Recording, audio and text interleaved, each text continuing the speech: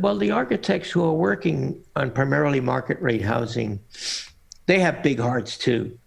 And they're trying their best under the thumb of their developers, under the thumbs of their investors. Those architects are trying to do the best they can under the circumstances. And I would never belittle what they do or what they attempt to do and somehow act morally superior to them because they're not doing this kind of work.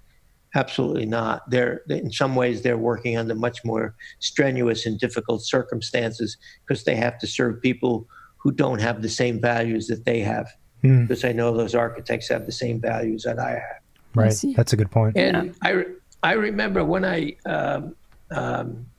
what's his name up in Tom Kundig of Olson Kundig in Seattle. I taught there for many years, so I knew a lot of the architects up there. And he invited me to come and make a presentation of my work or our office's work to his staff. And because we had him come down and make a presentation of his work to our staff. And I walked into the office, and their work is just spectacular. It's the architect's architecture. Right. It's gorgeous, gorgeous stuff. And he grew up with a father who was a shipbuilder, boat builder. And so he was surrounded by all these gantries and cranes and gears that would lift and lower and move the boats around. So this was part of his growing up, just like Brooklyn was part of my growing up.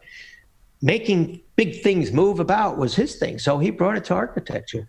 He has roofs that lift up, whole walls that open up so that people's dwellings can become part of the landscape around them in the real sense of the word, not just through the looking glass. And everything is so beautifully detailed then, like a shipbuilder has to do, because they're fighting the sea. We just fight the, wind-blown rain. So his work is impeccably beautiful. And so I went there and I looked around at the work and I looked at their samples to showcase, and I thought to myself, oh my God, I wasted my entire life not being able to do this stuff. And then I gave the talk, and his staff gave me this standing ovation afterwards. And I said that to him. I said, I wish when I see your work, I start salivating, and I wish I had done something differently. And he said, you see all those people just walked out of the room? They're thinking the same thing. Yeah. Sorry, I get choked up about this.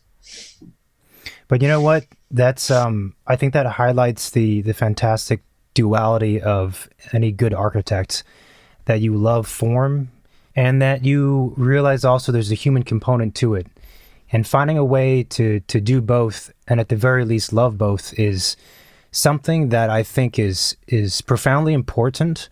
And I think it's something that, I don't say it's unique to architects, but it's something that's the reason why the profession is something that we stay with and that we admire greatly.